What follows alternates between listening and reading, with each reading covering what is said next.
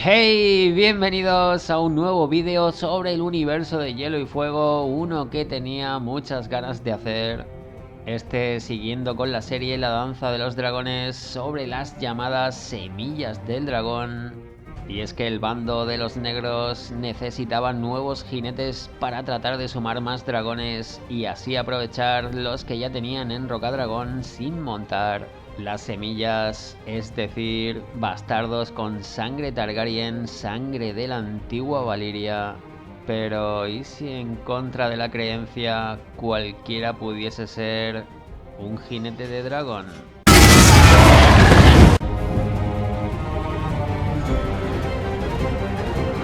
Pero como siempre, vamos por el principio. Los Targaryen, desde su llegada a Poniente, llevaban mucho tiempo siendo los señores en la isla de Rocadragón.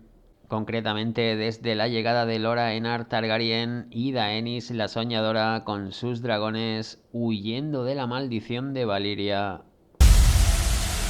Y como todos sabéis, era costumbre que estos se casaran entre familiares con el objetivo de preservar la pureza de sangre y sus rasgos característicos, pero a la vez y paralelamente los Targaryen históricamente se lo montaban con las hijas y esposas de los súbditos que vivían en la misma isla.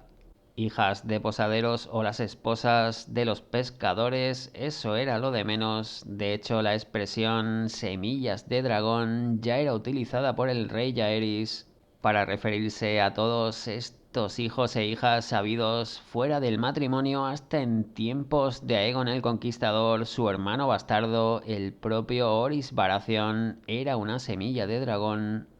Orys, hijo de Lord Aerion Targaryen. En este caso, el rey Jaehaerys y la reina Alysanne discutían sobre el llamado derecho de pernada ejercido hasta entonces a lo largo de Poniente y con más tradición si cabe en la isla de Rocadragón. Derecho este de la primera noche que terminaría suprimiendo la bondadosa reina Alysanne, al menos acabando con su respaldo legal. Sin embargo, a pesar de ello, esas prácticas seguirían en Rocadragón incluso tras la prohibición del derecho de pernada por el viejo rey, puesto que en su isla los Targaryen eran los amos, eran considerados algo así como semidioses.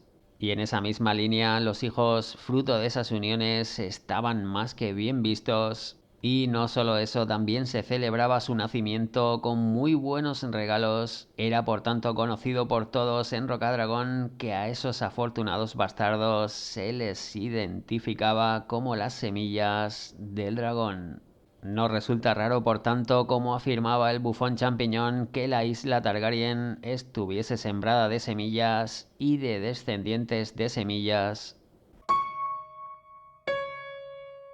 Y precisamente a ellos se dirigió Jace Velaryon, príncipe de Rocadragón, con el juramento de que cualquiera que fuera capaz de domar un dragón obtendría tierras, riquezas y el nombramiento de caballero, una recompensa bastante atractiva para que al menos se presentasen unos cuantos voluntarios. Si bien no todos los que acudieron a la llamada de Jace eran semillas, algunos de ellos ni siquiera hijos o nietos de semillas, hasta 20 caballeros de la reina Rhaenyra se presentaron para convertirse en jinetes de dragón, incluso ser Steffon Darklyn, Lord Comandante de su guardia real.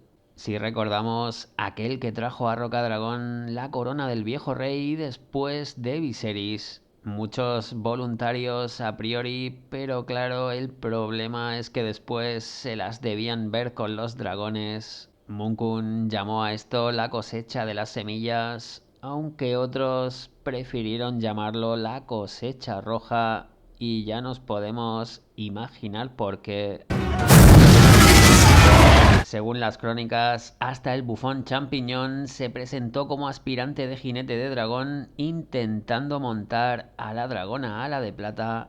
La anécdota terminaba con el bufón corriendo con los calzones ardiendo y luego medio ahogado al saltar a un pozo para intentar apagar las llamas. Este champiñón siempre dando la nota. Pero no todos los aspirantes corrieron la misma suerte que el bufón. El relato verídico de Moon-kun contaba cómo hasta 16 hombres perdieron la vida intentando montar a los dragones y otros tantos sufrieron quemaduras o graves heridas. Incluso Ser Stefan Darklin moría carbonizado mientras intentaba montar al dragón Bruma. A otro de los aspirantes le arrancaba un brazo Sheep Stealer, el ladrón de ovejas, y el dragón salvaje llamado el caníbal se daba un festín con otros tantos. Como se nos dice en el relato, los dragones no son caballos, no se les puede montar tan fácilmente. Y esto es justo lo que pasaba en la cosecha roja. Pese a ello, lo cierto era que dragones como Bruma, Vermithor y Ala de Plata eran más asequibles, puesto que ya habían tenido jinetes antes. De esa manera, Vermithor, el antiguo dragón del rey Jaehaerys, acabó sucumbiendo al bastardo de un herrero, un hombre francamente grande al que llamaban Hugh el Martillo, y a su vez un soldado llamado Ulf el Blanco, con el cabello típico de los Targaryen, se hacía con Ala de Plata, la antigua montura de la bondadosa reina Alysanne. Dos dragones reales que caían en manos de dos gañanes, pero eso lo veremos más adelante. Yes. Y por su parte, Bruma, Seasmoke, el dragón de la Aenor Velaryon, era finalmente montado por un joven de 15 años llamado Adam de la Quilla. Y es que Adam y su hermano Alin se habían presentado a la cosecha para ser jinetes de dragón, y no había duda de que estos dos se trataban de verdaderas semillas. Ambos con el pelo plateado y los ojos violeta típicos de Valiria. Su madre Marilda era la encargada de arrojar luz en cuanto a su origen. Supuestamente eran hijos naturales de Ser Laenor Velaryon, el antiguo marido de Rhaenyra, y aunque se parecían a él, era difícil imaginar que realmente fueran sus hijos debido al poco interés de Laenor Velaryon en las mujeres.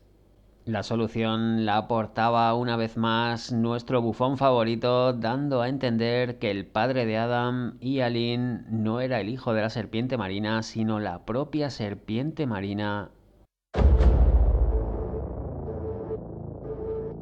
De ahí precisamente que ambos se parecieran también a la Aenor Velaryon. De hecho, fue el propio Corlys quien los presentó ante el príncipe de Rocadragón para la cosecha.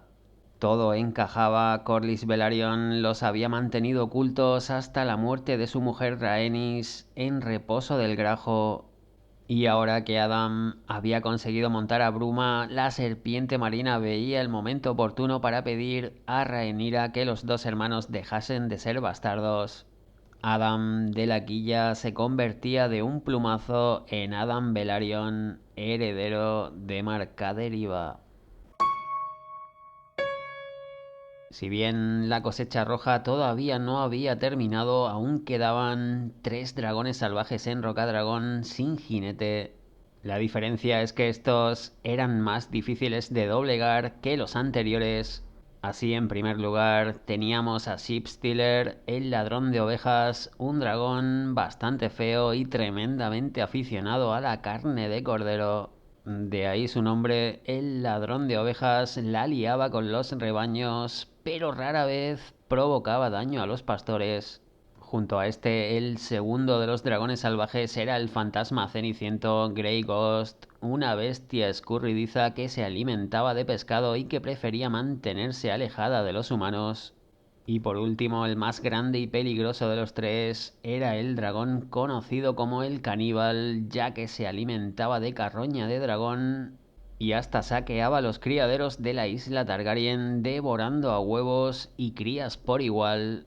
Un dragón este completamente negro y de terribles ojos verdes. Algunos afirmaban que el caníbal había hecho su madriguera en Rocadragón incluso antes de la llegada de los Targaryen a la isla. Tanto Monkun como Eustace lo consideraban muy improbable, pero no se podía descartar un dragón viejo y raro, este caníbal. Y unas cuantas de las semillas intentaron montarlo, ninguno vivió para contarlo, de manera que al resto de aspirantes no se les ocurrió la estupidez de molestarlo. como tampoco molestaron al fantasma gris, básicamente porque nadie pudo encontrarlo, de ahí lo de fantasma.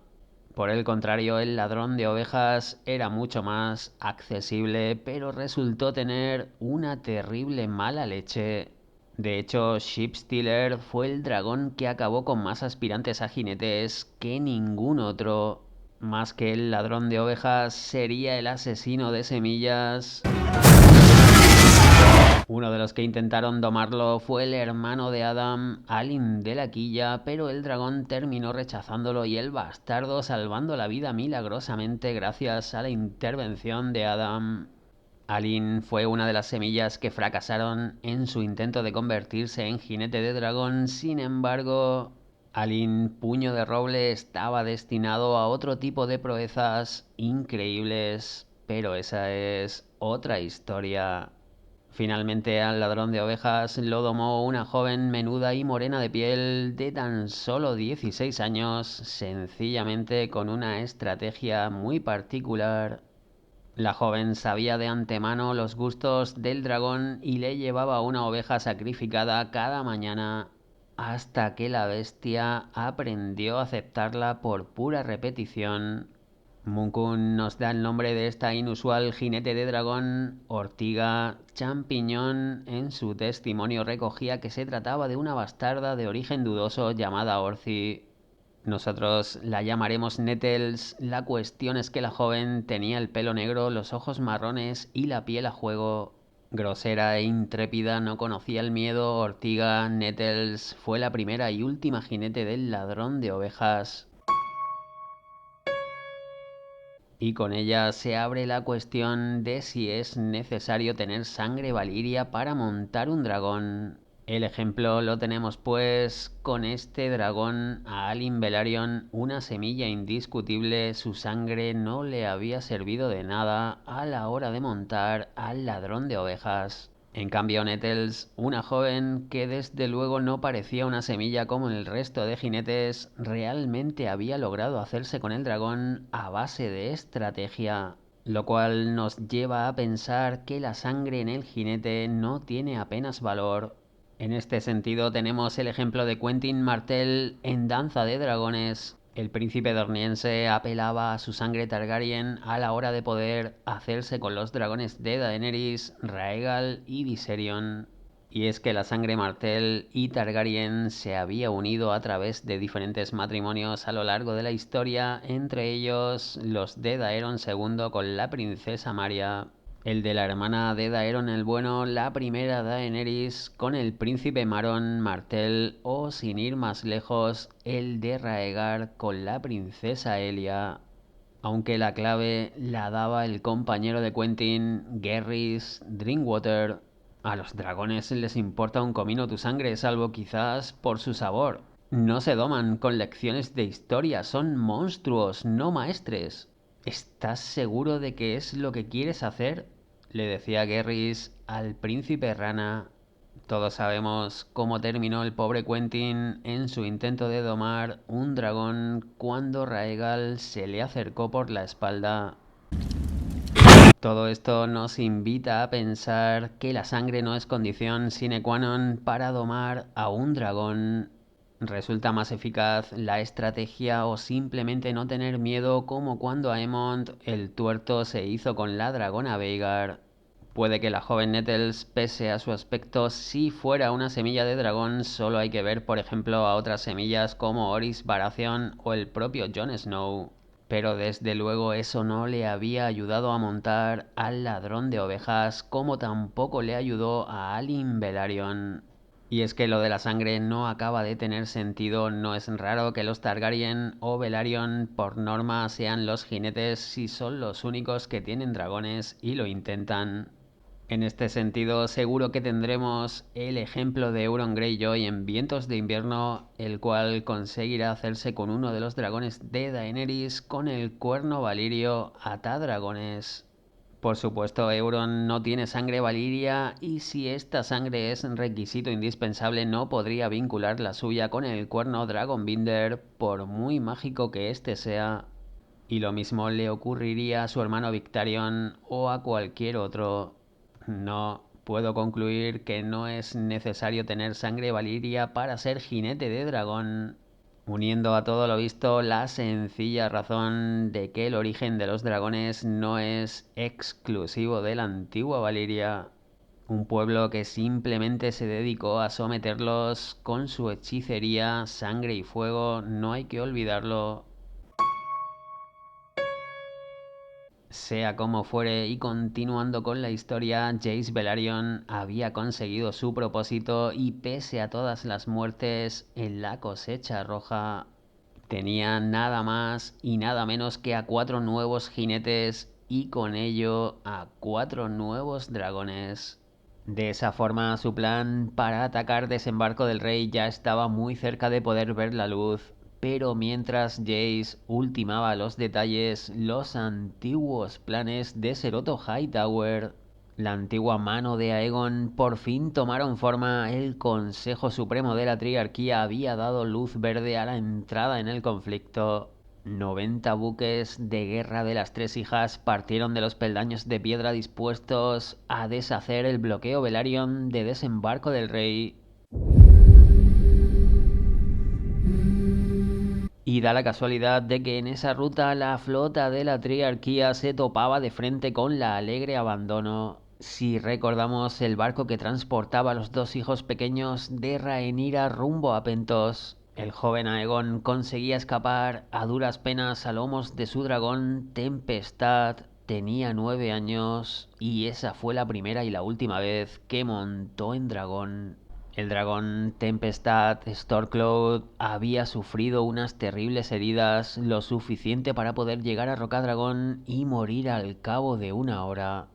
El joven dragón tenía una saeta de escorpión atravesada en el cuello.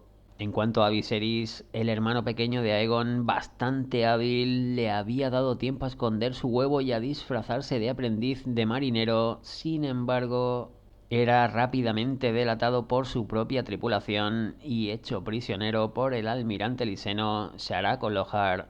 La triarquía atacaba con todo o con casi todo. El almirante liseno dividía la flota en un ataque de pinza.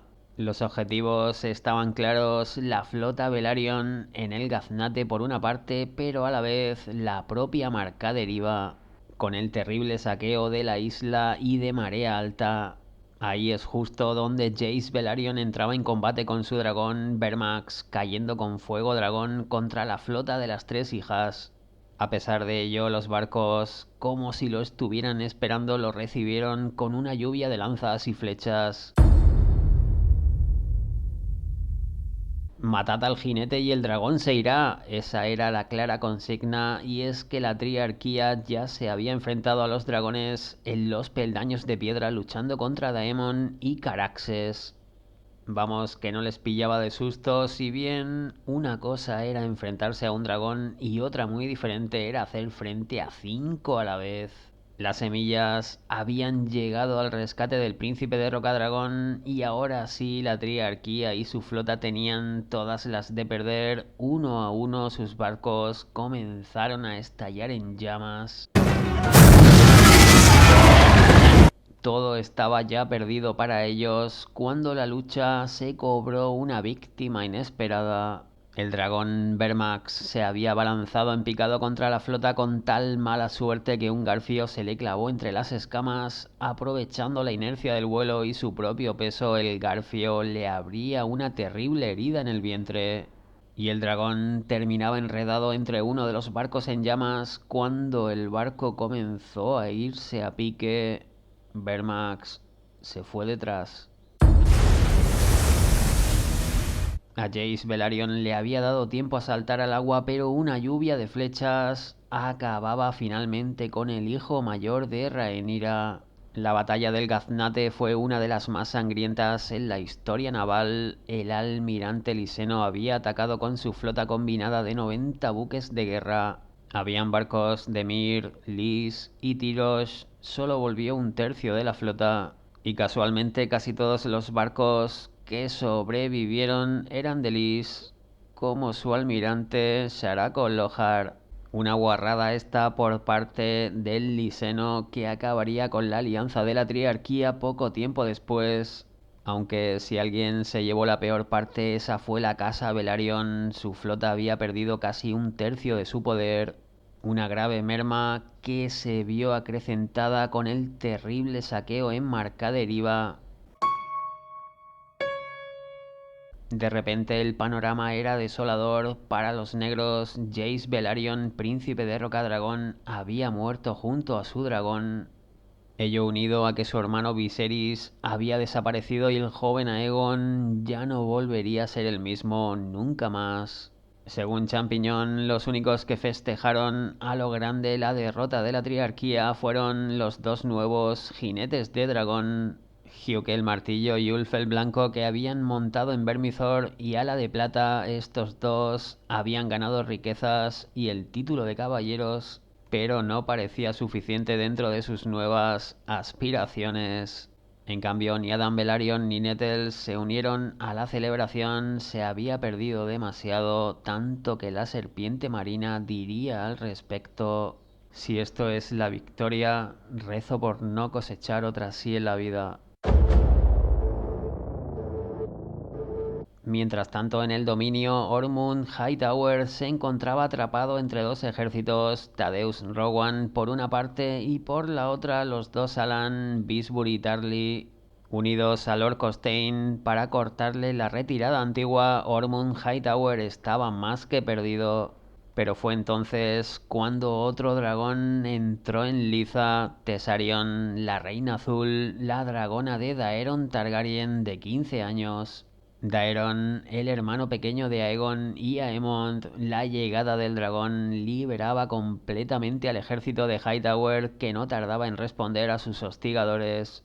Tanto fue así que Rowan se batía en retirada hacia el norte, mientras Alan Bisbury y Alan Tarly eran hechos prisioneros, con Lord Costain agonizante a manos de Jon Roxton el Osado y su increíble espada de acero valirio hacedora de huérfanos, Orphan Maker. Una vez más, un dragón marcaba la diferencia en la lucha entre ejércitos, y los verdes por fin parecían remontar con esta victoria unida a la merma de la casa Velaryon. De esta manera, en Rocadragón, de donde la triarquía había pasado de largo para centrarse en Marcaderiva, los ánimos se encontraban por los suelos.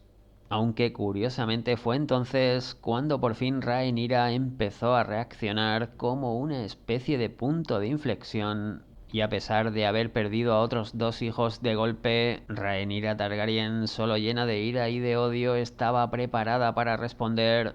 Lo bueno es que ahora contaba con más dragones que nunca, y sus planes pasaban por lanzar un ataque masivo sobre Aegon y desembarco del rey. Sin embargo, quien estaba listo desde hacía tiempo para contraatacar no era precisamente Rhaenyra. Aemond el Tuerto sabía perfectamente que el peligro no era su hermana. La verdadera amenaza era su tío Daemon. Y precisamente lo siguiente en esta historia sobre la danza de los dragones ya será, sí, el brutal contraataque de Daemon Targaryen.